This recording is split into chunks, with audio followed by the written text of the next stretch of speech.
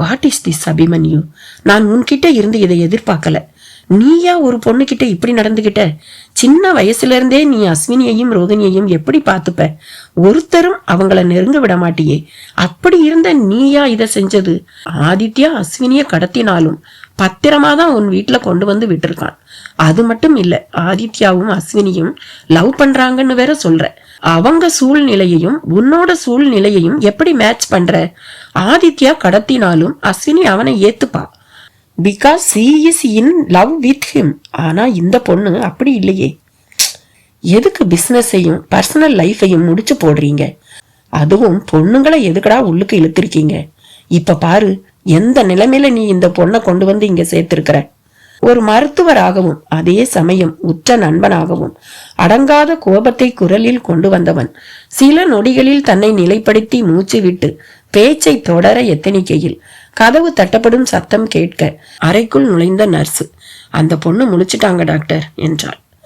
சடார் என்று நாற்காலியில் இருந்து எழுந்த அபிமன்யுவை உற்று நோக்கிய கௌதம் தானும் எழுந்தவன் அவனையும் அழைத்து கொண்டு அவசர சிகிச்சை பிரிவுக்குள் நுழைய மலர் சரங்களில் இருந்து அருந்து விழுந்த நார் போன்று தோய்ந்து போய் வாடி வதங்கிய முகத்துடன் கட்டிலில் படுத்திருந்த ரதி கதவு திறக்கப்படும் சத்தத்தில் வாயிலை நோக்கி திரும்பி பார்த்தாள்.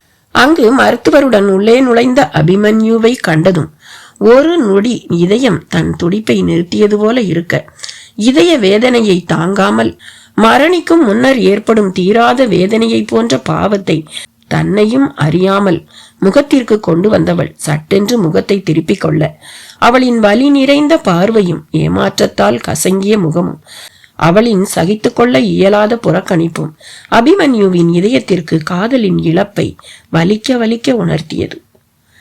உன் கோபத்திற்காக நீ தண்டிக்கப்பட போவதில்லை, உன் கோபத்தால் நீ தண்டிக்கப்படுவாய் புத்தர்.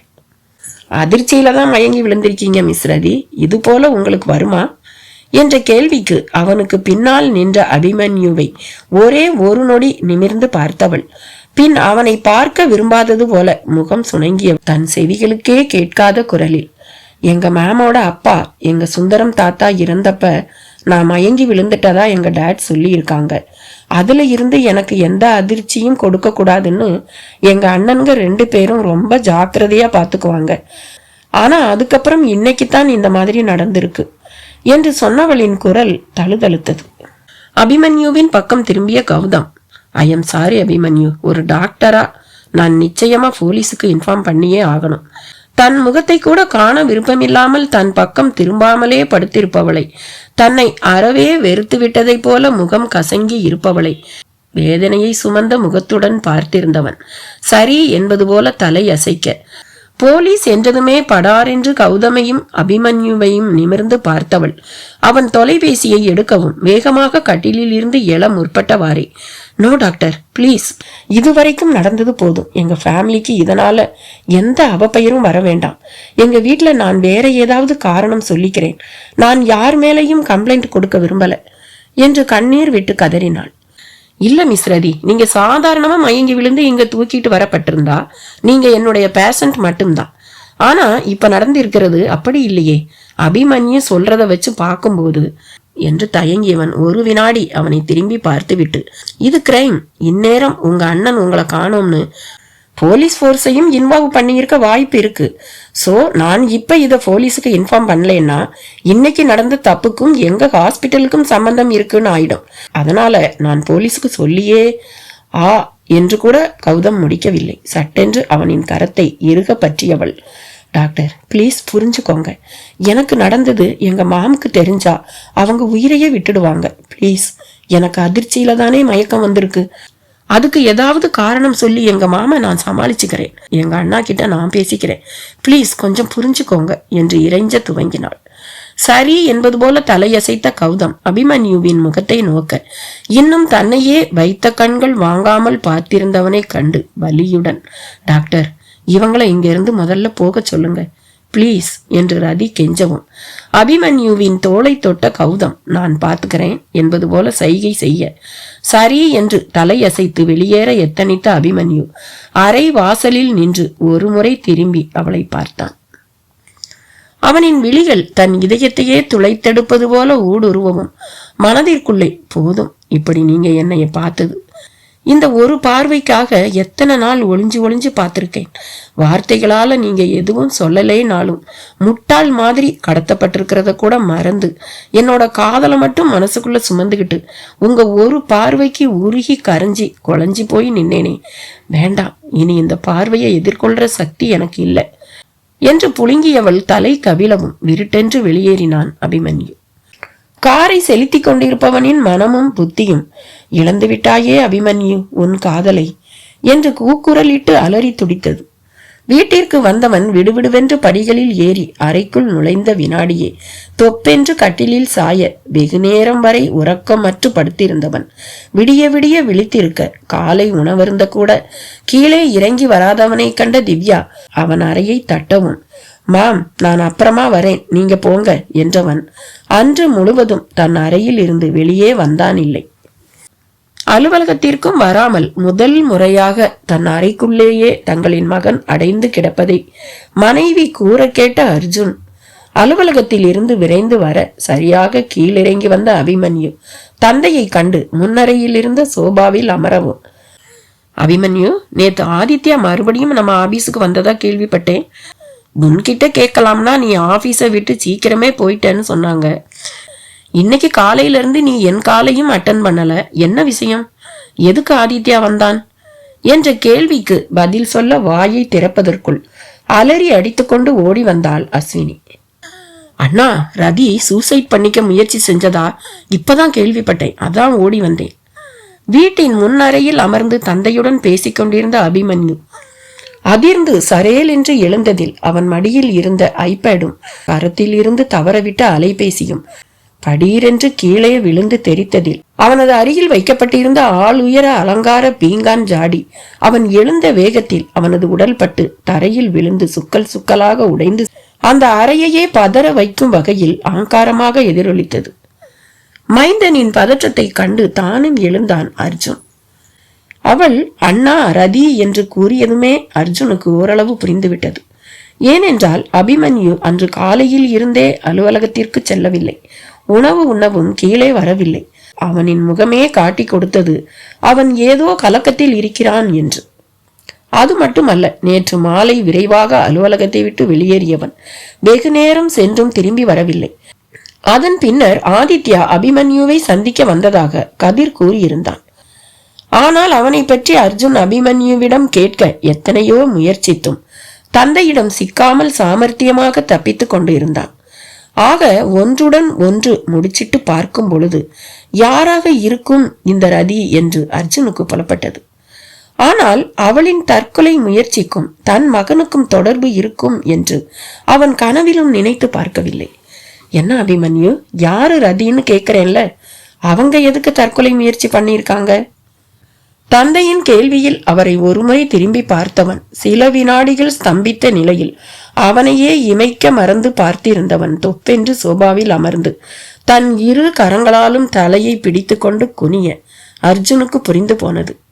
தன் கோபத்தை கட்டுப்படுத்தி கொண்டு அபிமன்யுவின் முன் நிமிர்ந்து நின்றவன், அபிமன்யு, எனக்கு இப்ப தெரிஞ்சாகணும், உனக்கும் அந்த பொண்ணோட தற்கொலை முயற்சிக்கும் என்ன சம்பந்தம்னு. வாழ்நாளில் இதுவரை இத்தனை அழுத்தத்தை என் குரலில் நான் கொண்டு வந்ததே இல்லை என்பது போன்ற மிகவும் கடினமான தொனியில் வார்த்தைகளை உதிர்த்து அர்ஜுன் கேட்கவும் தலை நிமிர்ந்தான் இல்லை அபிமன்யு. திரும்பி அஸ்வினியை பார்த்த அர்ஜுன், ஹூ இஸ் ரதி என்றான், பார்வையாலேயே அவளையும் எரித்துவிடும் அளவிற்கு. தந்தையின் ஆங்காரத்தில் அவனின் விழி வீச்சில் கலந்திருக்கும் எரிமலையின் தணலில் நடுங்கியவளாக, ஆதியோட தங்கை டேட் என்றால் தலை கவிழ்ந்தவாறே அதிர்ச்சியில் விழிகளில் சட்டென்று நீர் ததும்ப. உனக்கு யார் இந்த விஷயத்த சொன்னாங்க? ஆதி சொன்னாங்க. அபிமன்யு, இது மறுபடியும் ஒரு பழிவாங்குதலா? உள்ளுக்குள் இதயம் பதறி துடிக்க நெஞ்சுக்கூடு அவளை நினைத்து வீறிட்டு அலற மெல்ல தலை நிமிர்ந்து பார்த்தவனின் கண்களில் கலந்திருந்த வலியுடன் வேதனை மிகுந்த பார்வையை தன் தந்தையை நோக்கி செலுத்தியவன் எழுந்து வாயிலை நோக்கி நடக்க, அபிமன்யு, நீ வெளியே போறதுக்கு இன்னும் நான் பர்மிஷன் கொடுக்கல, இதுக்கு காரணம் நீயா என்றான் அர்ஜுன். ஆவேசத்தில் தனது உணர்ச்சிகளை சிதறவிடாமல் தன்னை இறுக கட்டுப்படுத்தி கொண்ட மனதுடன் வலது கரத்தின் முஷ்டியை இறுக்க மடக்கியவாறே உணர்வுகளை எந்த வழியிலும் வெளிப்படுத்தக்கூடாது என்று அன்றொரு நாள் தனது மகனுக்கு போதித்த அவனின் குருவான அர்ஜுன் தனது உணர்ச்சிகளையே கட்டுப்படுத்தும் வழி தெரியாமல், தந்தையின் பிடிவாதம் தெரிந்தவன் வேறு வழியில்லாமல் எஸ் டாட் என்று சொல்லவும் அவனை நோக்கி 2 அடிகள் எடுத்து வைத்த அர்ஜுன் அபிமன்யுவின் விழிகளின் வழியாகவே தனது ஆங்காரத்தை உள்ளே செலுத்துவது போல கூர்மையிலும் கூர்மையாக பார்த்தவன் என்ன நடந்தது என்றான், வார்த்தைகளை கடித்து துப்பியவாறே. நடந்தவைகளை மேலோட்டமாக சொன்னவன், ஆனா அதுக்காக அவ இந்த முடிவை எடுப்பான்னு நான் நினைக்கல என்று சொல்லிக் கொண்டிருக்கும் பொழுதே படார் என்று ஒரு சத்தம் கேட்டது. காலையில் இருந்து மகன் உணவு எதுவும் அருந்தவில்லை என்று வருந்திய திவ்யா அவனுக்கு பிடித்த பலகாரத்தை செய்து சமையல் அறையில் தட்டில் வைத்து கொண்டிருந்தவள் வெளியில் திடுமென கேட்ட பயங்கர சத்தத்தில் ஏதோ கீழே விழுந்து விட்டதோ என்று பதறியவள் அறக்க பறக்க தட்டையும் ஏந்தி கொண்டு ஓடி வர அங்கு தந்தைக்கும் மகனுக்கும் இடையில் நடந்த உரையாடலை கேட்டு பேரதிர்ச்சி அடைந்தவளின் கரங்களில் இருந்த தட்டை நழுவ விட்டதில் பலகாரமும் 4 பக்கங்களிலும் தெரித்து விழுந்தது. சில கணங்கள் அங்கு பெரும் நிசப்தம் நிலவியது. சில நிமிடங்களில் தன்னை சுதாரித்து நடுங்கும் மனதுடனும் நழுவி கீழே விழுந்து விடுவோமோ என்று உதறலெடுக்கும் கால்களுடனும் கட்டுப்படுத்த இயலாத வகையில் விரல்கள் நடுங்க மகனை நோக்கி நடந்து வந்தவள் அபிமன்யுவின் அருகில் வந்து அவன் முகத்தை அண்ணாந்து பார்த்தவாறே அதிர்ந்து படபடத்து துடிக்கும் உதடுகளுடன், நீ நீ நீ என்ன சொன்ன அபி என்றாள். மாம், அவன் நம்ம அசுவ கடத்தினான் மேம். ஒரு நைட்டு முழுசும் நம்ம யாருக்கும் தெரியாம அவளை அடைச்சு வச்சிருந்தான். அதுக்கு பழி வாங்கணும்னு தான் நான் ரதியை கடத்தினேன். ஆனா அபிமன்யு முடிக்கவில்லை. சட்டென்று தன் மகளை திரும்பி பார்த்த திவ்யா, அசு நீ உன் ரூமுக்கு போ என்று சொல்லவும் நடந்து கொண்டிருக்கும் வாதத்தில் தானும் சம்பந்தப்பட்டிருப்பதால் அசையாமல் நின்றவளை உற்று பார்த்த திவ்யா, உன் ரூமுக்கு போ என்று தொண்டை கிளிய கத்தியதில் அதிர்ந்தது அஸ்வினி மட்டுமல்ல, அர்ஜுனும் தான். ஏனென்றால் தங்களுக்கு திருமணமான நாளில் இருந்து இதுவரை திவ்யா ஒரு முறையேனும் இத்தனை சத்தத்துடன் குரலை உயர்த்தி இருந்ததில்லை. 2 பிள்ளைகளையும் பெற்றெடுக்கும் பேறுகாலத்தின் போது கூட அவள் தனது அலறலில் இவ்வளவு சத்தத்தை கூட்டி இருக்கவில்லை. அஸ்வினியின் ஈரக்குலையே நடுநடுங்கி போனதில் வெடுக்கென்று அவள் உடல் முழுவதிலும் தூக்கி வாரி போட்டது. திவி என்று தன் மனைவியின் தோளை தொட வந்த அர்ஜுனை விட்டு வெடுக்கென்று 4 அடிகள் தள்ளி நின்றவள் தொட வேண்டாம் என்பது போல தனது இடது கையை நிமிர்த்தி சைகை செய்துவிட்டு திரும்பி பார்க்க அழுத விழிகளோடு படிகளில் விடுவிடுவென்று பதறியவாறே படபடப்புடன் ஏறி சென்ற அஸ்வினியை பார்த்தவாறே தங்களின் அறைகளில் இருந்து பேரதிர்ச்சியுடன் கூடிய முகத்தை சுமந்து திகிலடைந்து போய் வெளியே வந்திருந்தனர் அர்ஜுனின் பெற்றோரும் ரோகிணியும். அனைவரையும் ஒரு முறை பார்த்த திவ்யா, அத்தை மாமா என்ன தப்பா எடுத்துக்காதீங்க, தயவு செஞ்சு நீங்களும் உள்ள போங்க என்று சொல்லவும் மருமகளின் குரலில் முதல் முறையாக தாங்கள் உணர்ந்திருந்த கடினத்தையும் இரும்பு போல வெகு உறுதியாக முகத்தை மாற்றி நின்றிருந்த அவளின் தோரணையையும் கண்ட பாலாவிற்கு புரிந்து போனது. பெரும் சூறாவளி இங்கு இந்த இல்லத்தில் வீசப்போவதை அறிந்து கொண்டவராக மனைவியை பார்த்து தலை அசைக்கவும் கீழே நின்றவர்களை ஒரு முறை பார்த்துவிட்டு அதிர்ந்த முகத்துடன் ஸ்ரீயும் அவரும் இணைந்து ரோகிணியும் அவரவர்களின் அறைக்குள் நுழைந்தனர். சொல்லு அபி, அந்த பொண்ணை என்ன பண்ணின? மாம், அவன் நம்ம அசுவுக்கு என்ன பண்ணினான்? அவன் முடிக்கவில்லை. அபி, நான் ஆதித்யா என்ன பண்ணினான்னு கேட்கல. ஏன்னா அவன் என் பிள்ளை இல்லை மாம். ஆனா அவன் கடத்தினது நம்ம அசுவ மாம். அபி, ஆதித்யா அசுவ தூக்கிட்டு போனான். ஆனா அதுக்கு பிறகு அவன் அவளை பத்திரமா இங்க கூட்டிட்டு வந்தான். அவன் செஞ்சது சரின்னு சொல்லல. ஆனா அவனை தண்டிக்க எனக்கு அதிகாரம் இல்லை. அது மட்டும் இல்ல, அவனும் அசுவும் லவ் பண்றதா தைரியமா எல்லாரும் முன்னாடியும் சொன்னான். அசுவ கல்யாணம் செஞ்சுக்கிறதுக்கு பர்மிஷன் கேட்டான். அவன் இங்க இருந்த அத்தனை நேரமும் அவன் அசுவ விட்டு நகரல. அவளும் அவனை விட்டு தள்ளி நிக்கல. இதுலயே தெரிஞ்சு போச்சு அவங்க 2 பேருக்கும் இடையில இருக்கிறது காதல். ஒருவேளை அவன் அசுவ விருப்பம் இல்லாம தூக்கிட்டு போயிருந்தான்னா அவனுடைய நிலைமையே வேற. உங்க அப்பாவும் சும்மா கையை கட்டிக்கிட்டு இருந்திருக்க மாட்டாரு. ஆனா அவளுக்கு அவன் எந்த கெடுதலும் பண்ணல. ஒரு அம்மாவா என் கடமையா நான் அசுகிட்ட எல்லாத்தையும் பேசிட்டேன் என்று சொன்னவள் அவனை உரசும் அளவிற்கு மேலும் நெருங்கி நின்றவளாக, இப்ப உன் அம்மாவா என் மகன் கிட்ட நான் கேக்குறேன், அந்த பொண்ணு தற்கொலை பண்ணிக்கிற அளவுக்கு போயிருக்கான்னா அவளை நீ என்ன செஞ்ச என்றால் ஒவ்வொரு வார்த்தைக்கும் இடைவெளி விட்டு அழுத்தமாக. மாம், நான் எதுவும் பண்ணல அபி என்று சற்று நிதானித்தவள் தங்களையே கூர்ந்து பார்த்து கொண்டு நிற்கும் கணவனின் முகத்தை ஒரு முறை திரும்பி பார்த்துவிட்டு மகனை நோக்கியவள். ஒரு அம்மா தன் மகன் கிட்ட கேட்க கூடாத கேள்விய என்ன கேட்க வச்சிட்டியா அபி? சரி சொல்லு, அவளை நீ தொட்டியா இல்ல பலவந்த? அவள் முடிப்பதற்குள் தன் அன்னையின் இரு கரங்களையும் இறுக பற்றியவன் தன் உள்ளங்கைக்குள் அழுந்த புதைத்து கொண்டு, no no mom, not at all, நான் உங்க மகன் மாம், அப்படி எதுவும் செய்யல என்றான். ஆள பெருமூச்சு விட்டவள், சரி என்னதான் பண்ணுன? ஒரு பொண்ணு வாழ்க்கையே வெறுத்து போய் முடிச்சுக்கணும்னு முடிவெடுத்திருக்கான்னா உனக்கும் அவளுக்கும் இடையில ஏதோ நடந்திருக்குன்னு தானே அர்த்தம் என்று விழிகளில் நீர் கோர்க்க கேட்டதில் தன் அன்னையின் கரங்களில் மேலும் அழுத்தத்தை கூட்டியவாறே அனைத்தையும் கூற துவங்கினான் அபிமன்யு. ஆனால் வெகு எச்சரிக்கையாக ரதியை தான் புகைப்படம் எடுத்ததை மட்டும் கூறாமல். அவன் ரதியின் ஆடையை கிழித்ததை கூறிய நொடி திவ்யாவின் உடல் முழுவதும் எகிரியது போல தூக்கி போட்டது. சுட்டு பொசுக்கும் அக்னி துண்டத்தை தொட்டது போல தன் மகனின் கரங்களை வெடுக்கென்று உதறியவள் அவனை விட்டு 2 அடிகள் பின்னோக்கி தள்ளி நின்று நிலை கலங்கிய முகத்துடன் மேனியின் உள்ளே பூகம்பமே ஏற்பட்டு கொண்டிருப்பது போல பேரதிர்வு படர தனது கணவனை திரும்பி பார்த்தவள், எங்க அந்த பொண்ணு எப்படி இருக்கான்னு இப்பவே போன் பண்ணி விசாரிங்க என்றாள்.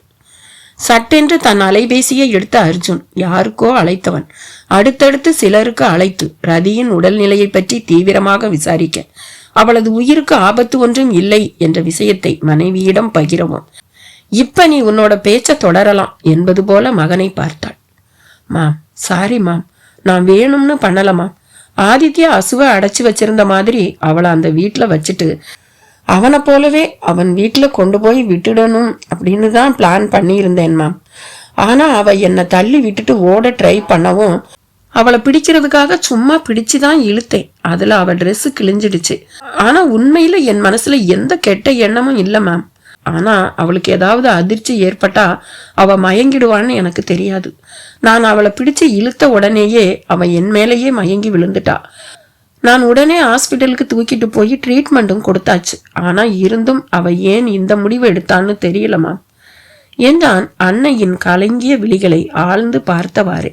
இத்தனை நடந்தும் கலங்காமல் நிமிர்ந்து நின்று பேசும் தன் மகனை கண்டவளுக்கு மிதமிஞ்சிய வியப்போடு கலந்த திகைப்பும் மேலிட மீண்டும் திரும்பி ஒரு முறை தன் கணவனை பார்த்தவள் விழிகளில் ததும்பிய நீர் கன்னங்களில் வலிய துவங்க, அபி, நீ எப்படி எங்க பிறந்தேன்னு உனக்கு எத்தனையோ தடவை நான் சொல்லி இருக்கேன். ஆனா நான் உன்கிட்ட சொல்லாதது அன்னைக்கு எனக்கு ஏற்பட்ட வலிய ஒவ்வொரு பொண்ணுக்கும் பெயர்காலம் போது எடுக்கிற வலி மரண வலியா இருந்தாலும் தன் குழந்தையோட முகத்தை முதல் முறை பாக்குறப்போ அந்த பிஞ்சு குழந்தைய முதலா தொடும்போது அவ்வளவு வலியும் பறந்து போயிடும். ஆனா நான் நினைச்சு கூட பார்க்கல அபி, நீ அதை விட எனக்கு பெரிய வலிய கொடுப்பேன்னு.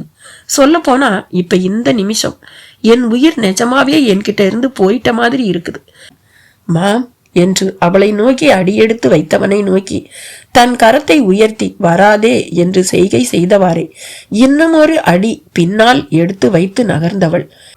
எப்படி அபி, உன்னை சுத்தி இத்தனை பொண்ணுங்க, உங்க பாட்டி, மகாத்த, தமயந்தி சித்தி, நான், அஷு, ரோஹின்னு இவ்வளவு பேர் இருக்கும்போது ஒரு பொண்ணுக்கு உன்னால இப்படி ஒரு கஷ்டத்தை கொடுக்க முடிஞ்சது?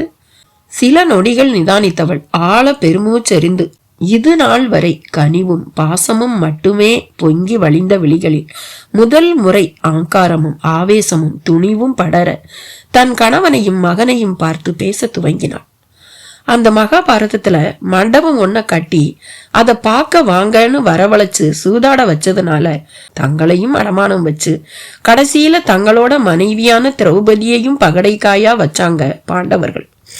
பெண்களோட பிறந்த பீஷ்மரே பல பேர் இருக்கிற சபையில ஒரு பெண்ணுக்கு நடந்த அநீதியை தடுக்கல.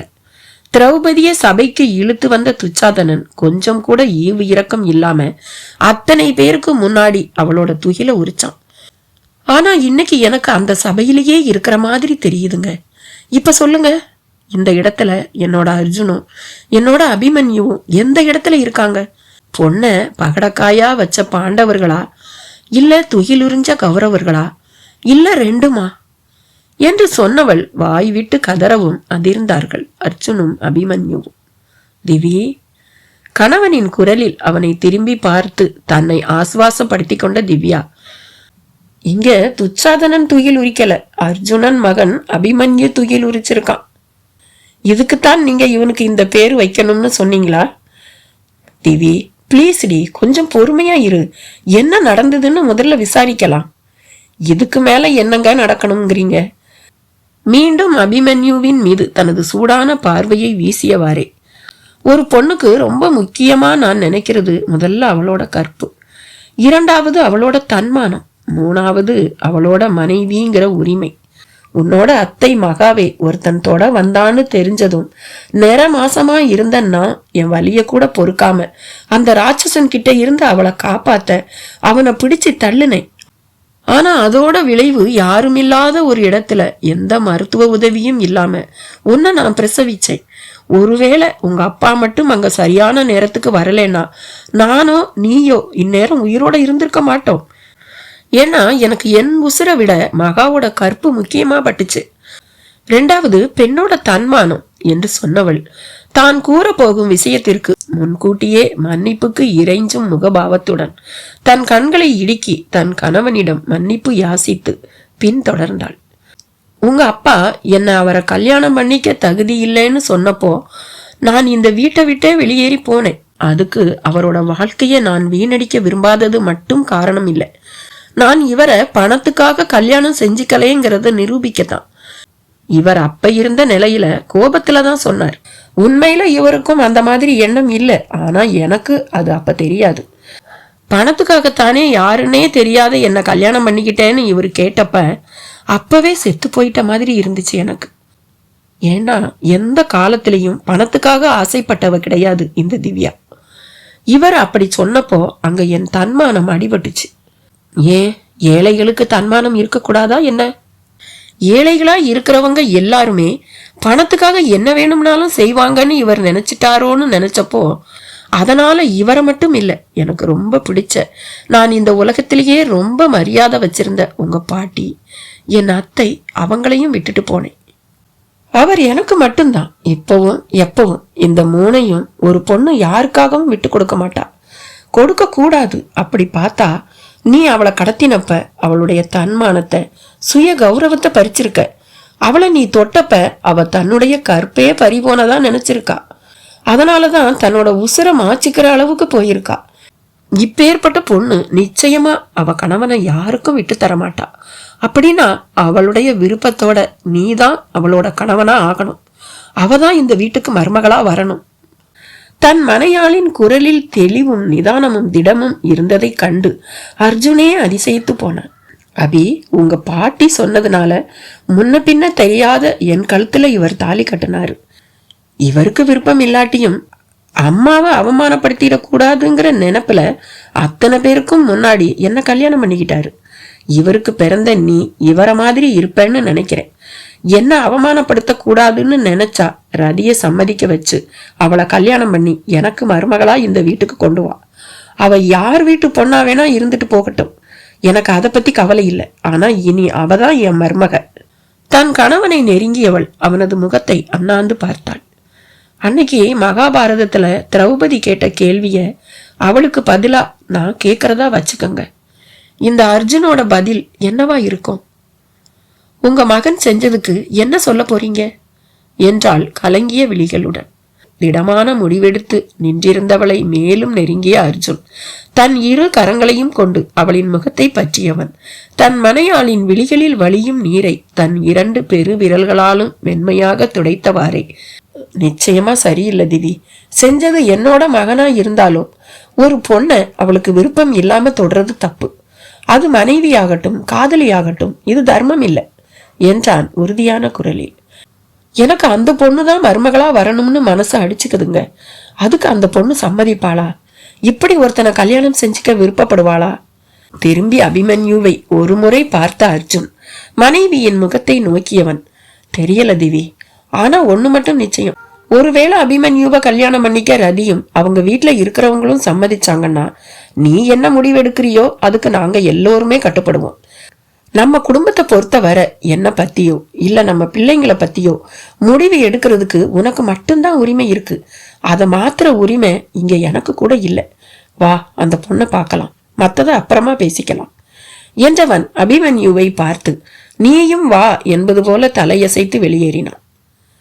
காரின் ஓட்டுநர் இருக்கையில் அபிமன்யு அமரவும் வழக்கமாக அவனுக்கு அருகில் அமரும் அர்ஜுன் திவ்யாவின் நிலை உணர்ந்தவனாக பின் இருக்கையில் அவளின் அருகில் அமர்ந்து அவளை தன் தோள் வளைவுக்குள் வைத்துக் கொள்ள நிற்காது வழிந்தோடும் கண்ணீரை கூட துடைக்க மறந்தவளாக அமர்ந்திருந்தவள் நிமிடங்கள் கரைந்ததும் சட்டென்று தன் கணவனை திரும்பி பார்த்து, என்னங்க, ஒருவேளை அந்த பொண்ணுக்கு ஏதாவது ஆகியிருந்தா என்றாள் பதற்றத்துடன். திவி, மனசை போட்டு குழப்பிக்காத. நல்ல வேளை, அதுதான் அந்த பொண்ணுக்கு ஒன்னும் ஆகலை இல்லை என்றவாறே காரின் ரியர்வியூ கண்ணாடியில் மகனின் முகத்தை பார்க்க தன் அன்னையின் கேள்வி ஈயத்தை கொதிக்க கொதிக்க காய்ச்சி தன் செவிகளுக்குள் ஊற்றியது போல உள்ளுக்குள் துடிதுடித்து கொண்டிருந்தாலும் ரதியின் முடிவு கொடுத்த வேதனையையும் முகத்திற்கு கொண்டு வராமல் தன் தந்தை கண்ணாடி வழியாக தன்னை பார்ப்பதை அறிந்திருந்தாலும் கண்ணாடியையும் பாராமல் சாலையில் மட்டும் கண்களை பதித்திருந்த மகனை கண்ட அர்ஜுனே மிதமிஞ்சிய வியப்பில் ஆழ்ந்தான். உணர்வுகளை மறைக்கிறதுல நீ என்னையே மிஞ்சிட்ட அபிமன்யு. கார் நிறுத்திய அந்த நொடியே முருகா முருகா முருகா என்று வரவேற்பறையில் ரதியின் பெயரை கூறியதும் அவசர சிகிச்சை பிரிவு இருக்கும் இடத்தை காட்டிய பெண்ணிடம் நன்றி உரைத்தவள் தன் மகனும் கணவனும் தன்னை பின் தொடர்கிறார்களா என்று கூட பார்க்காமல் மின் தூக்கியை நோக்கி ஓட ரதி அபிமன்யுவால் கடத்தப்பட்டதை சில நிமிடங்களிலேயே ஹர்ஷாவை அழைத்து ஆதித்யா தெரிவித்து இருக்க அலறியடித்து அமெரிக்காவின் நியூயார்க் மாகாணத்தில் இருந்து அத்தனை விரைவாக பறந்து வந்திருந்தான்.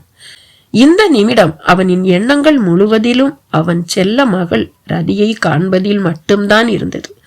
அர்ஜுனும் திவ்யாவும் மின் தூக்கியை நோக்கி செல்ல பொறுமையற்ற அபிமன்யு இரண்டிரண்டு படிகளாக தாவி ஏறியவன் அவசர சிகிச்சை பிரிவு இருந்த தளத்தை அடைய அவனை பின்தொடர்ந்து வந்த ஹர்ஷாவும் அவனை போலவே வேகமாக ஏறவும் ஒரே நேரத்தில் தளத்தை அடைந்த நால்வரின் பாதங்களும் சட்டென்று அசையாமல் நின்றது. பல அடிகள் தூரத்தில் ஐசியூவின் வாயிலில் போடப்பட்டிருந்த நாற்காலியில் தன் வலது பக்கம் அபிஷேக்கும் இடது பக்கம் ஆதித்யாவும் அமர்ந்திருக்க அபிஷேக்கின் தோள் மீது சாய்ந்து மௌனமாக அழுது கரைந்து கொண்டிருக்கும் கனிகாவை கண்டதும் இவர்களின் அரவத்தில் நிமிர்ந்தவள் தன்னை கண்டதும் பதறி அடித்துக் கொண்டு ஓட்டமும் நடையுமாக வந்த திவ்யாவை யார் இவள் என்பது போல் பார்த்தவாறே சில நொடிகள் யோசனையில் ஆள அவளுக்கு பின்னால் அழுத்தமான காலடிகளுடன் முகத்தில் எந்தவித உணர்வுகளையும் காட்டாமல் அமைதியாக நடந்து வந்து கொண்டிருந்த அபிமன்யுவை கண்டதும் தனது கட்டுப்பாட்டை நொடி நேரத்தில் இழந்தான் அபிஷேக். கோபத்திற்கே பிறந்தவன் என்பது போல வழக்கமாக சடுதியில் தனது நிதானத்தை இழப்பவன் ஆதித்யா. ஆனால் எந்த அசந்தர்ப்பமான நேரங்களிலோ அல்லது இக்கட்டான தருணங்களிலோ தனது பொறுமையை அமைதியை இழப்பவன் அபிஷேக் அல்ல, தன் அன்னையைப் போல. ஆனால் இன்று தன் அன்பு தங்கையின் இன்றைய நிலைக்கு காரணமானவனை தன் கண் எதிரில் காணவும் அதுவும் எதுவுமே நடக்காதது போல அவன் வெகு அமைதியாக தங்களை நோக்கி நடந்து வரவும் துடித்து போனவன் ஆங்காரமாக எழுந்து யூ என்று தகாத வார்த்தைகளை கூறியவாறே அபிமன்யுவின் சட்டை காலரை பிடித்து இழுத்தான். கணவனை கண்டும் அசையாமல் மூளை மறத்தது போல ஒடுங்கி போய் அமர்ந்திருந்த கனிகா மகனின் வேகத்தில் அதிர்ந்து போனவள் சட்டென்று நாற்காலியில் இருந்து எழ அதற்குள் அவர்களை பின்தொடர்ந்து வந்திருந்த ஹர்ஷா வேகமாக ஓடி வந்தவன் விருட்டென்று தன் மகனை அபிமன்யுவிடம் இருந்து பிரித்தெடுத்தான். நடந்து கொண்டிருந்த அனைத்தையும் கண்டு ஆதித்யா அசையவும் இல்லை. ஆக்ரோசத்துடன் தனது சட்டையை பிடித்து இழுத்த அபிஷேக்கிடம் இருந்து தன்னை விடுவித்துக் கொள்ள அபிமன்யுவும் முயற்சித்தான் இல்லை. நாற்காலியில் அமர்ந்திருந்த வாக்கிலேயே அபிமன்யுவின் நெஞ்சில் கத்தியை ஆழ செருகி நிமிட நேரத்தில் அவனை கொன்றுவிடும் அளவிற்கு அனல் தெறிக்க கூர்ந்து பார்த்திருந்த ஆதித்யாவின் சிந்தனை முழுவதையும் நேற்று மாலை உன் உணர்ச்சிகளே உனக்கு விரோதி ஆதித்யா என்று இகழ்ச்சியாக தன்னை சீண்டியவனின் நக்கல் குரலும் அவனது வார்த்தைகளில் இருந்த உண்மையும் முழுமையாக ஆக்கிரமித்துக் கொள்ள தன் உணர்வுகளை வலுக்கட்டாயமாக கட்டுக்குள் கொண்டு வர முயற்சித்துக் கொண்டிருந்தவன் ஒரு அங்குலம் அளவு கூட அசையவில்லை. இவர்கள் அனைவருக்கும் பின்னால் அபிஷேக்கையும் தடுக்காமல் அபிமன்யுவையும் பாதுகாக்காமல் மௌனமாக நின்றிருந்த அர்ஜுனை கண்டதும் சடாரென்று கனிகாவின் புத்தியில் உரைக்க அபிமன்யுவை நோக்கி மெல்ல அடியெடுத்து வைத்து நடந்து வந்தவளின் உணர்வுகளை தானும் ஒரு அன்னையாக புரிந்து கொண்டவளாக இருவருக்கும் இடையில் நின்றிருந்த திவ்யா கனிகா அபிமன்யுவிடம் செல்ல தன் இடத்தை விட்டு நகர்ந்து வழிவிட்டு நின்றான். அர்ஜுனின் மௌனத்தையும் திவ்யாவின் ஒவ்வொரு செய்கையையும் அபிமன்யுவின் பொறுமையையும் ஹர்ஷாவின் கழுகு கண்கள் குறிப்பிடுத்துக் கொண்டிருந்தது. அபிமன்யுவை நெருங்கிய கனிகா அவன் உயரத்திற்கு அண்ணாந்து பார்த்தவள். தாரை தாரையாக வழியும் விழி நீரோடு உதடுகள் துடிக்க உடல் முழுவதிலும் நடுக்கத்தால் உதறல் எடுத்ததில் சாரீரம் நடுங்க, அப்படி என்ன தம்பி, என் பொண்ணு உங்களுக்கு கெடுதல் செஞ்சிட்டா? அவளை இந்த நிலைக்கு கொண்டு வந்திருக்கீங்க என்று தழுதழுத்த சன்னமான குரலில் கேட்கவும் தன் மனைவியின் நிலையை கண்டு உள்ளுக்குள் நொறுங்கி போனவனாக சட்டென்று அவளை தன் புறம் இழுத்து அணைத்து கொண்டான் ஹர்ஷா. கனி, பிளீஸ் டி, உடைஞ்சிடாத, ரதிக்கு ஒண்ணும் இல்லை. மகளை ரத்தம்பளியும் கோலத்தில் கண்டிருந்தவளுக்கு இந்த பூ உலகமே கண் முன்னால் சூறாவளியின் புழுதியால் மறைந்திருப்பது போல தோன்றியதில் பூமியின் அடி ஆழத்திற்கு தன்னை யாரோ கதற கதற இழுத்து கொண்டு போவது போல துடிதுடித்து தவித்திருந்தவளுக்கு கணவனின் அருகாமை ஆறுதலாக இருக்க அவன் மார்பில் புதைந்து கொண்டவள் கதறி தீர்த்தாள். சில நிமிடங்கள் அந்த தளம் முழுவதிலும் கனிகாவின் அழுகுரலை தவிர வேறு ஒலி எதுவும் எழும்பவில்லை. அவளின் நிலை கண்டு செவிலியர்களும் அவளை அமைதிப்படுத்த முயற்சிக்கவில்லை. இதற்கு மேலும் அழுவதற்கு சக்தி இல்லை என்பது போல அவளின் கதறல் மெல்ல அடங்க தன்னை நிலைப்படுத்தி கொண்டவள் மீண்டும் அபிமன்யுவை திரும்பி பார்க்கவும், நேற்று இரவு ரதியின் மூலமாகவே ஆதித்யா தான் அஸ்வினியை கடத்தியதை பற்றி ஒருவருக்கும் தெரிவித்து இருக்காததை புரிந்து கொண்ட அபிமன்யு அவன் அன்னையிடம் மட்டும் உண்மையை கூறியிருக்க போகிறானா என்ன என்று நினைத்தவாறே முதல் முறை தன் வாயை திறந்தான். உங்க மகன் செஞ்ச தப்புக்கு நான் அவனுக்கு தண்டனை கொடுக்கணும்னு நினைச்சேன் என்றான். என் மகனா? சட்டென்று ஆதித்யாவையும் அபிஷேக்கையும் திரும்பி பார்த்தவள் மீண்டும் அபிமன்யுவை பார்க்க கனிகாவிற்கு துளியளவும் உண்மை தெரியவில்லை என்பது அபிமன்யுவிற்கு வெட்ட வெளிச்சமாகியது. உங்க மகன்தான் ஆதித்யா என் தங்கை அசுவ கடத்தி கொண்டு போய் ஒரு நாள் முழுக்க வச்சிருந்தான். ஏன், இது உங்க ஹஸ்பண்டுக்கு கூட தெரியுமே. அதிர்ந்து போனவள் திரும்பி தன் கணவனை பார்க்க மனதிற்குள் அளவில் அடங்காத சங்கடமும் மகனின் கீழ்த்தரமான செயலை நினைத்து குற்ற உணர்வும் படர ஆம் என்பது போல தலையசைத்த ஹர்ஷா திரும்பி தன் மகனை பார்க்க மெல்ல எழுந்த ஆதித்யா அன்னையை நோக்கி நடந்து வர மகனின் முகத்தை அதிர்ச்சியுடனும் மிதமிஞ்சிய கலக்கத்துடனும் பார்த்திருந்தவள் வலியை சுமந்த குரலில், ஆதி, இவங்க சொல்றது உண்மையா என்று கேட்டாள். மாம், ஆனா நான் அசுவை எந்த விதத்திலையும் காயப்படுத்தலமா. ஆதித்யாவின் வாயில் இருந்து வார்த்தைகள் உதிர்ந்த நொடி சிலிர்த்து எழுந்தவள் எம்பி மகனின் சட்டை காலரை பிடித்தாள். அப்படின்னா அவர் சொல்றது உண்மை. அவரோட தங்கச்சிய நீ கடத்தி இருக்க, அவங்களுக்கே தெரியாம ஒரு நாள் முழுக்க உன் கூட அந்த பொண்ணை வச்சிருக்க, அப்படித்தானே?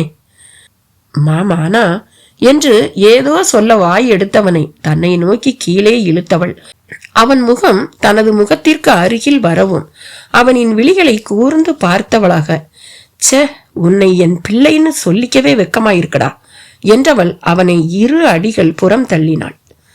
மாம், நான் சொல்றத கொஞ்சம் கேளுங்கம்மா. மகன் மீது அருவருப்பான ஒரு பார்வையை செலுத்தியவளின் ஆங்காரமும் சீற்றமும் சினமும் அடுத்து பாய்ந்தது தன் கணவனின் மீது. சந்தோஷமா உங்களுக்கு? எத்தனை முறை படிச்சு சொன்னேன், பிசினஸ் வேற குடும்பம் வேற, உங்க பிசினஸ வீட்டுக்கு கொண்டு வராதீங்க, பிள்ளைங்களுக்கு முன்னாடி இவங்க கம்பெனியை ஜெயிக்கிறது தான் என் லட்சியம்னு மூச்சுக்கு 300 தடவை சொல்லாதீங்க, இது விஷம் மாதிரி பிள்ளைங்க மனசுலயும் பதிஞ்சிடும்னு கேட்டீங்களா? இப்ப பாத்தீங்கல்ல, தொழில்ல போட்டியாளனா நினைக்க வேண்டியவங்கள எதிரியா நினைச்சதால வந்த வினைய நேருக்கு நேரா மோத தொடங்கினவங்க 4 வட்டத்துல பரம எதிரியா மாறி இருக்காங்க. அது இப்ப எங்க கொண்டு வந்து விட்டுருக்கு பாத்தீங்களா? ஹர்ஷாவை பார்த்தவாறே கனிகா பேசிக் கொண்டிருக்கும் அதே நேரத்தில் உங்களுக்கும் இது பொருந்தும் என்பது போல திவ்யாவும் அர்ஜுனை திரும்பி பார்த்தாள். சில நிமிடங்களில் அனைவரும் தங்களை இழுத்து பிடித்து ஒரு கட்டுக்குள் கொண்டு வர தனக்கு அருகில் நின்றிருந்த அபிஷேக்கை பார்த்த கனிகா, என்ன, இதுக்கு நீயும் உடந்தையா என்றாள் நக்கல் தொனிக்கும் குரலில். என்று அவன் தன் உடன் பிறந்த சகோதரனை விட்டு கொடுத்திருக்கிறான். இந்த சூழலில் விட்டு கொடுப்பதற்கு? ஆம் என்பது போல தலையசைத்த அபிஷேக்கை கண்ட ஆதித்யா, நோ மாம், இதுக்கும் அபிக்கும் எந்த சம்பந்தமும் இல்லை. இன்ஃபேக்ட் நான் அசுப கூட்டிட்டு போனது கூட அபிக்கு தெரியாது மாம். தெரிஞ்சிருந்தா என்ன போக விட்டுருக்க மாட்டான்னு நான் அவன்கிட்ட எதுவுமே சொல்லல மாம் என்றான் அன்னையின் முகத்தை ஆழ்ந்து பார்த்தவாறே. மகன்கள் இருவரையும் ஒருமுறை திரும்பி பார்த்தவள் எதிரில் தன் வெகு அருகில் நின்றிருந்த அபிமன்யுவை கண்டவளாக இகழ்ச்சி புன்னகையை இதழ்களில் தவளவிட்டு இளைஞர்கள் மூவரின் முகத்தையும் மாறி மாறி பார்த்தவாறே பேசத் தொடங்கினாள். ஓட்ட பந்தயத்துல நம்மோட சேர்ந்து ஓடுறவங்கள ஜெயிக்கணுங்கிற வெறி இருக்கிற மாதிரி பிசினஸ்லயும் நம்ம கூட போட்டி போடுறவங்கள எப்படியாவது ஜெயிச்சு காட்டணுங்கிற வெறி இருக்கலாம். ஆனா போட்டி போட்டியாத்தான் இருக்கணும், யுத்தமா மாறிடக்கூடாது. ஆனா இங்க ஒரு போட்டி எப்பவோ யுத்தமா மாறி இருக்கு. நீங்க 3 பேரும் உங்களை போட்டியாளனா நினைக்கல, போர்க்களத்துல உங்களை எதிர்த்து போர் செய்யற எதிரியா நினைச்சிருக்கீங்க. அதனாலதான் வந்தது இவ்வளவும் என்று சொன்னவள் ஆதித்யாவை பார்த்து, நீ இவங்க பொண்ண தூக்கினதும் தப்பு, நீங்க எங்க வீட்டு பொண்ண தொட்டதும் தப்பு என்றவள், உங்க 3 பேருக்கும் வேணா வாழ்க்கை ஒரு போர்க்களமா தெரியலாம். அதனால எதிர்படுற எல்லாரையும் நீங்க வெட்டி வீழ்த்தணும்னு நினைக்கலாம். என் எதிரியோட உயிரே போனாலும் பரவாயில்ல, ஆனா நான் ஜெயிக்கணும். இந்த யுத்தத்துக்கு பிறகு போர்க்களத்துல நான் மட்டும்தான் நிக்கணும் அப்படின்னு நீங்க 3 பேருமே நினைச்சிருக்கலாம். ஆனா அதுக்காக எங்க பொண்ணுங்களை பகடைக்காயா பயன்படுத்த உங்க யாருக்கும் எந்த உரிமையும் இல்லை, அதிகாரமும் இல்லை. எந்த பொண்ணையும் பணையம் வைக்க அவ புருஷனுக்கே அதிகாரம் இல்லைங்கிறப்போ அடுத்த வீட்டு பொண்ணை நீங்க உங்க சூதாட்டத்துக்கு பயன்படுத்தி இருக்கீங்க. அதுக்கு இது மகாபாரதமும் இல்ல, இங்க நடக்கிறது குருட்சேத்திர போரும் இல்லை, எங்க பொண்ணுங்க திரௌபதியும் இல்லை என்று சொன்னவள் தன்னை நிலைப்படுத்த முடியாமல் தடுமாறவும் அவளை வேகமாக நெருங்கிய திவ்யா அவளின் கரங்களை இறுக்கமாக பிடித்து தன் தோளுடன் சேர்த்து அணைத்து கொண்டாள். திவ்யாவின் செயலில் குளிர்ந்தது கனிகா மட்டும் அல்ல, கர்ஷாவும் தான். தன்னை ஆறுதலாக அணைத்து கொண்டிருக்கும் திவ்யாவை நீர்வழிய பார்த்தவள், ஆதி பண்ணது ரொம்ப பெரிய தப்பு, எங்களை மன்னிச்சிடுங்கன்னு மன்னிப்பு கேட்க கூட எங்களுக்கு அருகதை இல்லை, இருந்தாலும் மன்னிப்பு கேட்கறது எங்க கடமை என்றவள் ஆதித்யாவை கண்டு, இவங்க கிட்ட மன்னிப்பு கேளு ஆதி என்றாள், குரலிலும் முகத்திலும் கடினத்தையும் உறுதியையும் கொண்டு வந்து. அன்னையின் ஒவ்வொரு வார்த்தைகளிலும் இருந்த அர்த்தம் ஆதித்யாவை சுட்டெரித்தது. இருந்தும் அபிமன்யுவின் செயலை மன்னிக்கவோ மறக்கவோ இயலாதவனாக அவனை திரும்பி ஒரு நெருப்பு வீசும் அக்னி பார்வை பார்த்தவன் தன் அன்னையை நோக்கி, மாம், நானும் அசுவும் லவ் பண்றோம் மாம். அவளை நான் தூக்கிட்டு போனது உண்மைதான், என் கூட அவ இருந்தது நிஜம்தான். ஆனா நான் அவளை ஹர்ட் பண்ணல மாம். இன்ஃபேக்ட் நானே அவளை இவங்க வீட்டிலேயே கொண்டு போய் பத்திரமா விட்டுட்டு வந்தேன் மாம். ஆனா இவன் என்று கூறி முடிக்கவில்லை. அந்த நேரத்திலும் கூட தான் செய்த காரியம் தவறல்ல என்று நிரூபிக்க முயற்சித்துக் கொண்டிருப்பவனை, அவன் செய்தது தர்மம், என் கையில் நான் எடுத்தது மட்டும் அதர்மம் என்று சுற்றியிருக்கும் அனைவருக்கும் என் அன்னை திவ்யா உட்பட நம்ப வைத்துக் கொண்டிருப்பவனை கண்ட அபிமன்யுவின் ஆங்காரம் சீறி எழுந்ததில் ஆதித்யாவை நோக்கி ஒரு அடி முன்னால் எடுத்து வைத்த மகனை கண்ட அர்ஜுன் அவனை சட்டென்று நெருங்கியவன் அவனது கரத்தை இறுக பற்றினான். அபிமன்யுவின் கோபமோ அவனது செய்கையோ கனிகாவின் பார்வையில் இருந்து தப்பவில்லை.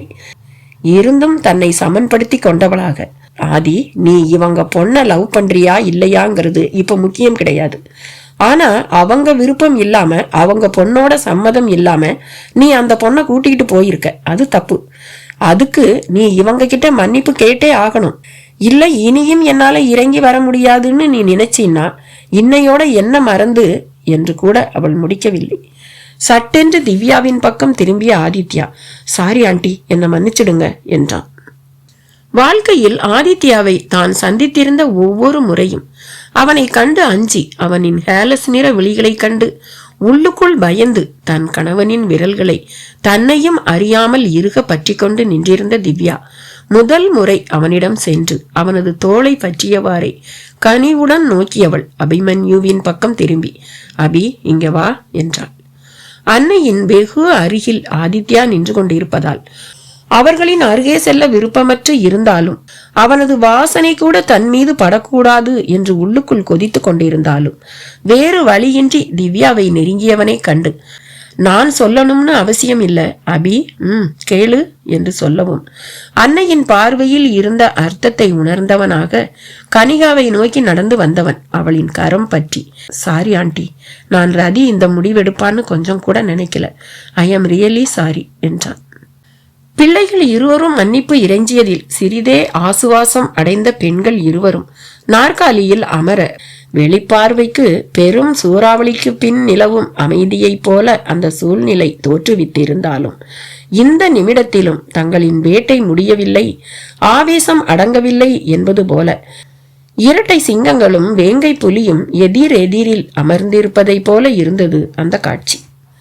மணித்துளிகள் பல கடக்க அங்கு கூடியிருந்த அனைவருக்கும் ஒவ்வொரு நிமிடமும் ஒரு யுகம் போல கழிய, ஆதித்யாவையும் அபிஷேக்கையும் காண பிடிக்காதது போல தனது முகத்தை ஐசியூவின் வாயிலை நோக்கி அபிமன்யு திருப்பிய அந்த நொடி, ஐசியூவில் இருந்து வெளியேறிய மருத்துவரை கண்டதும் தன்னையும் அறியாமல் விருட்டென்று எழுந்தான் அபிமன்யு.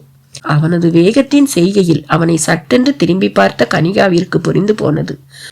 அமைதியாக விழிகளில் கூட கலக்கத்தை கொண்டு வராமல் அமர்ந்திருந்தவனின் உள்ளத்திற்குள் மிகப்பெரிய புயல் காற்று ஒன்று வீசி அவனை அலைக்கழித்து கொண்டிருக்கிறது என்று.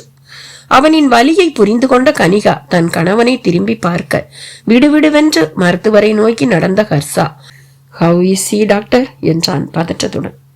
உயிருக்கு ஆபத்து ஒன்றும் இல்லை என்று ஏற்கனவே உறுதியுடன் கூறியிருந்தாலும் இதுவரை ரதியை பார்க்க ஒருவரையும் அனுமதிக்காத தலைமை மருத்துவர், சி இஸ் ஃபைன் ஹர்ஷா, கண்ணு முழிச்சிட்டாங்க, போய் பாருங்க, ஆனா எல்லாரும் ஒரே நேரத்துல போகாதீங்க என்று சொல்லவும், மருத்துவரின் முகத்தையே கூர்ந்து பார்த்திருந்த அபிமன்யுவின் கண்களில் முதல் முறை கலக்கத்தை கண்ட கனிகாவின் நினைவுகளில் பல வருடங்களுக்கு முன் இதே போல ஒரு சந்தர்ப்பத்தில் தானும் தன்னை காண வந்த தன் கணவனும் திகைத்து கலங்கி இருந்தது நிழலாக படர்ந்தது.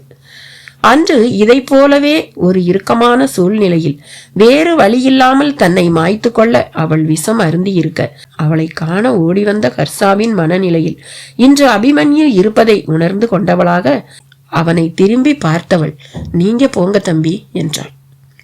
மனைவியின் எண்ணங்களை புரிந்து கொண்ட ஹர்ஷா மௌனமாக தனது சம்மதத்தை அளித்தவன் அபிமன்யுவிற்கு வழிவிட்டு நகர, ஐசியூவை நோக்கி ஒரு அடி எடுத்து வைத்த அபிமன்யுவை கண்ட இரட்டையர்கள் ஒரே நேரத்தில் வெகுண்டு எழுந்தவர்களாக அவனை நோக்கி அடியெடுத்து வைத்தார்கள்.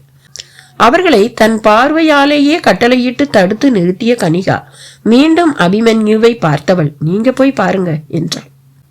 அவளை பார்த்தவன் வலியை சுமந்த ஒரு மெல்லிய புன்சிரிப்பை உகுத்து தலையசைத்து ஐசியூவிற்குள் நுழைந்த அபிமன்யுவின் கண்கள் தன் அவளை தேட அங்கு கட்டிலில் கிழிந்த நார் போல வாடி வதங்கி படுத்திருந்தவளை கண்டவன் பெரும் அதிர்ச்சியால் திகைத்து ஸ்தம்பித்து நின்றான் சில நொடிகள். தனது இடது கரத்தின் மணிக்கட்டில் கத்தியை கொண்டு நரம்புகளை அறுத்து மரணத்தை வரவழைத்துக் கொள்ள முயற்சித்திருந்தவளின் கரத்தில் போடப்பட்டிருந்த கட்டை மிதமிஞ்சிய அதிர்ச்சியில் பார்த்திருந்தவன் உள்ளம் முழுவதும் குமர துவங்கியதில் முகத்தில் தன் திகைப்பை படர விட்டவாறே அவளின் அருகில் நெருங்க, அவன் உள்ளே நுழைந்ததை அறியாமல் மறுபக்கம் தலையை திருப்பி படுத்திருந்தவளின் விழிகளில் ஆறாக வழிந்தோடும் நீர் அவளின் தலையணையை முழுவதுமாக நனைத்திருந்தது. சுற்றும் முற்றும் பார்த்தவன் அந்த அறையில் தங்கள் இருவரையும் தவிர வேறு ஒருவரும் இல்லை என்பதை உறுதிப்படுத்தி கொண்டவனாக மெல்ல கட்டிலை நெருங்கியவன் அதனில் அமர தன் அருகில் யாரோ அமர்ந்ததை உணர்ந்தவளாக திரும்பி பார்த்தவள் அங்கு அபிமன்யுவை கண்டதும் தூக்கி வாரி போட வெடுக்கென்று எழுந்தாள். அவளின் அச்சத்தில் திடுக்கிடலில் பதறி போனவன் அவளின் தோளை இறுக பற்றி கொண்டவனாக, ரதி நான் தான் என்று சொல்லவும் தனக்கு வெகு அருகில் அவனை கண்டதில் ரதியின் முகத்தில் திகிலின் சாயல் சரேலென பாய்ந்தது. இதயம் உணர்ச்சி பெருக்கால் பலமாக எழுந்து ஒலி எழுப்ப உடல் முழுவதும் அதிர்ச்சியின் சாயலாய் நடுக்கம் படர அலைந்து கொண்டிருந்த உணர்ச்சிகளை கட்டுக்குள் கொண்டு வர இயலாதவளாய் வெடித்து கதற துவங்கியவளை காதலால் மூழ்கியிருந்த இதயம் துடிதுடிக்க தாங்க மாட்டாதவனாய் இழுத்து அணைத்து கொண்டான் அபிமன்யு. தன்னை காயப்படுத்தியவனின் மார்பிலேயே ஆழ முகம் பதித்து நீண்ட நேரம் அழுது கரைந்தவளை விலா எலும்பு நொறுங்கும் வகையில் இறுக்கி அணைத்திருந்தவன் ஒரு வழியாக அவளின் அழுகுரல் ஓயவும் தன் நெஞ்சில் அழுந்த புதைந்திருந்தவளின் இரு கன்னங்களையும் மென்மையாக தன் கரங்களில் ஏந்தியவன், ஏண்டி இப்படி பண்ணிட்ட என்றான் அவளின் வலியை தன் வலியாய் சுமந்த குரலில். நதியின் மனம் சுண்ணாம்பு கால்வாய் போல கொதித்து கொண்டிருந்ததில், பேசும் சக்தியை அறவே இழந்திருந்ததில், இதயம் சுக்குநூறாக உடைந்திருந்ததில், உதடுகள் லேசாக துடிக்க, கண்களில் நீர் நிற்காமல் வழிந்து ஓடியதில், பார்வைக்கு நேராக இருந்த அபிமன்யுவின் முகம் சற்று மறைந்து போன நேரம் அவனது நினைவுகள் அவளின் மூளையில் இருந்து கொஞ்சம் கொஞ்சமாக மரத்து போக துவங்கியது. வெடுக்கென்று அவனை விட்டு நகர்ந்து அமர்ந்தவள் வார்த்தைகள் ஒன்றையும் உதிர்க்காமல் முகத்தை திருப்பிக் கொள்ள, ஏற்கனவே அவளின் தற்கொலை செய்தி கேட்டதிலிருந்து கிழிந்து நைந்திருந்த அபிமன்யுவின் இதயம் இப்பொழுது அவளின் புறக்கணிப்பில் அதன் துடிப்பையும் நிறுத்திவிடுமோ என்பது போல அதிவேகமாக துடிக்க துவங்கியது. இருந்தும் தன்னை சடுதியில் இழுத்து பிடித்தவன் தனக்கு முதுகு காட்டி அமர்ந்திருந்தவளை திமிரினாலும் விடாமல் அவளின் தோள் பற்றி தன் பக்கம் திருப்பி தன்னை காண விரும்பாதது போல தலை கவிழ்ந்து அமர்ந்திருந்தவளை கண்டு மனம் கலங்கியவனாக பேண்டேஜ் போடப்பட்டிருந்த அவளது இடது கரத்தை எடுத்து தன் விரல்களால் மிருதுவாக வருட துவங்கவும் வெறுப்பு சுமந்த விழிகளை அவன் மீது வீசியவள் தனது கரத்தை அவனிடமிருந்து பிடுங்கிக் கொள்ள போராட ஒரே நொடியில் அவளின் போராட்டத்தை அடக்கியவன் காயத்தின் மீது குனிந்து மென்மையாக முத்தமிடவும் கொதித்து போனாள் இளம் பேதை. விடுங்க என்னை. அவளின் வேதனையையும் கசப்பையும் சுமந்த கண்களுக்குள் தன் காதலை சுமந்த பார்வையால் ஊடுருவியவன், hi sweetie, do you remember me என்று கிட்டத்தட்ட 5 வருடங்களுக்கு முன் உரைத்ததற்கு பிறகு எதிராளி 100 வார்த்தைகள் கூறினால் தான் கூற வரும் ஒரு வார்த்தையை கூட தனது பார்வையாலேயே வெளிப்படுத்தி தனது காரியங்களை சாதித்துக் கொள்ளும் அர்ஜுனின் புதல்வன் முதல் முறை தன் மனம் திறந்தான். சாரிடி, உன்னை ஹேர்ட் பண்ணணும்னு தூக்கிட்டு வர சொல்லல, ஜஸ்ட் ஆதித்யாவை மிரட்டணும். நீ எங்க இருக்கன்னே தெரியாம அவன் உன்னை சென்னை முழுசும் தேடணும், அவ்வளவுதான். ஆனா உண்மையில உன்னை பார்த்த அந்த நிமிஷம் ஐ லாஸ்ட் மை செல்ஃப் பிரதி. அதனாலதான் என்னையும் அறியாம நான் உன்னை கிஸ் பண்ணினேன். ஆனா அதுக்குள்ள ஆதித்யாவை நான் சந்திக்க வேண்டியதா போச்சு. அப்ப அவன் அசுவை பத்தி கேவலமா என்கிட்டயே பேசுனதும் அது என் கோபத்தை ரொம்பவும் தூண்டி விட்டுருச்சு. I lost my control there Rathi. I am really சாரிடி. அவனின் உரிமையான குரல், எத்தனை வருடங்கள் இதற்காக காத்திருந்திருக்கிறேன். நேற்று என் காதலை கொன்றுவிட்டு இன்று அதற்கு உயிர் கொடுக்க வந்திருக்கிறானா? கருகி போன மலரை மீண்டும் மலரச் செய்ய நினைக்கிறானா? எவ்வளவு காதல் கொண்டிருந்தேன் இவன் மீது. இவனுக்கே தெரியாமல் எத்தனை நாட்கள் இவனை மறைந்திருந்து ரசித்திருக்கிறேன். முதல் முறை 9 வயதில் இவனை பார்த்த நாள் இன்றும் பசுமையாக என் இதயத்தில் நிழலாடுகிறதே. இன்றும் என்னை அளவைத்தான், இன்றும் அளவைத்திருக்கிறான். இனி நான் அழுவதற்கு என் கண்களில் நீரும் இல்லை, உள்ளத்தில் திடமும் இல்லை. இவன் எனக்கு வேண்டாம். என்னை அள வைப்பவன் எனக்கு வேண்டவே வேண்டாம். இமை கொட்டாமல் தன்னையே வெறித்து பார்த்தவளின் உணர்ச்சிகள் ஆவேசத்துடன் மோதி எழும்ப துவங்கியதால் சுவாசமும் அதிகமாக அதற்கு இணையாக விம்ம துவங்கிய மார்பை குனிந்து பார்த்தவன் அவளின் இதயத்திற்குள் கரைபுரண்டு ஓடிக்கொண்டிருக்கும் வேதனையையும் ஏமாற்றத்தையும் புரிந்து கொண்டவனாக பிடித்திருந்த கரத்தில் இறுக்கத்தை கூட்டினான். மூக்கு விடைக்க உதடு கடித்து தன் மனதின் வலியை அடக்க நினைத்தவளை கண்டவன் ஆழ்ந்து அவளை பார்க்க விம்மிய மார்பு லேசாக தனிய துவங்கவும் இருளுக்கு பின் ஒளி வந்தது போல, புயலுக்கு பின் தோன்றும் அமைதி போல, ஏதோ தனக்குள் நிரந்தர தீர்வு கண்டது போல் உணர்ந்தவளாக ஆழ்ந்த பெருமூச்சு விட்டவள் விழிகளில் நீர் திரள தலை குனிந்தவாறே, பிளீஸ் நீங்க வெளியில போங்க, எங்க அம்மாவை நான் பார்க்கணும், அவங்கள வர சொல்லுங்க என்றாள் நிதானமாக. சரி, வர சொல்றேன். ஆனா அதுக்கு முன்னாடி நாம பேச வேண்டியதை பேசி முடிச்சிடுவோம். அதுதான் நீங்க எல்லாத்தையும் நேத்தே பேசிட்டீங்களே, இனி பேசுறதுக்கு என்ன இருக்கு? நீங்க போங்க. என்ன ரதி, சொன்னதையே சொல்லிட்டு இருக்க. நான் போகத்தான் போறேன். அதுக்கு முன்னாடி நான் சொல்றத கொஞ்சம் புரிஞ்சுக்கொடி. பிளீஸ் நீங்க போகலாம். திடமான அவள் பதிலில் எழுந்தவன் அவளின் தலைமுடியை தடவ போக சட்டென்று தன் இடது பக்கமாக லேசாக தலையை சாய்த்து அவனின் தொடுகையை மறுக்கவும் அவளின் அசைவில் தனது சிகையை தொட வந்த அவனது கையை உதற முயன்றவளின் மறு கரத்தில் செருகப்பட்டிருந்த ஐவி அவளது போராட்டத்தில் கீழே விழப்போக ஒரே எட்டில் தாவி அதனை விழாமல் இழுத்து பிடித்தவன் அதுவரை அடங்கியிருந்த சீற்றம் மெல்ல எழத் தொடங்கியது. தலை குனிந்து தனது கேசத்தை அழுந்த கோதி தன்னை கட்டுப்படுத்தி கொள்ள வெகுவாக முயற்சித்தவன், சரி இப்ப போறேன், ஆனா சீக்கிரம் வருவேன், நம்ம கல்யாணத்தை பத்தி பேசுறதுக்கு ரெடியா இரு என்றான். குரலில் அதுவரை இருந்து வந்த தனிவையும் கனிவையும் மறந்து வழக்கம் போல கடினத்தையும் கட்டளையையும் சரிசமமாக கலந்து. கல்யாணமா? எனக்கும் உங்களுக்குமா? இதுக்கு மேலையுமா? எஸ், நேத்து உன் மனசுல இருக்கிற எல்லாத்தையும் உன்னையும் அறியாம நீ என்கிட்ட சொல்லிட்ட.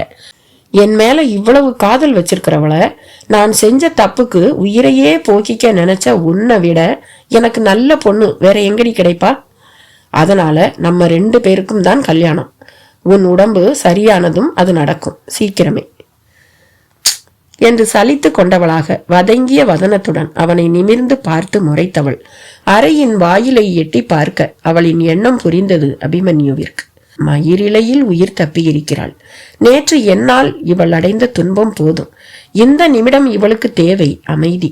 அது நான் இங்கு இருந்தால் இவளுக்கு கிடைக்காது என்று மனதிற்குள் நினைத்தாலும் விடாமல் இறுக்கத்தை சுமந்த முகத்துடன் திடமான குரலில் சிறிதும் இறங்கி வராமல், கொஞ்சம் விட்டா எழுந்து கழுத்து பிடிச்சு வெளியே தள்ளியே விட்டுடுவ போல இருக்கு என்று தனது கன்னங்கள் இரண்டிலும் ஆழமாக குழிவிழ மெல்லிய புன்சிரிப்பை உதிர்த்தவன் வாயில் வரை சென்று நின்று திரும்பி பார்க்க அவனின் முதுகையே பார்த்திருந்தவளுக்கு அவன் சடாரென்று திரும்பவும் மீண்டும் உள்ளுக்குள் அதிர்ந்தது.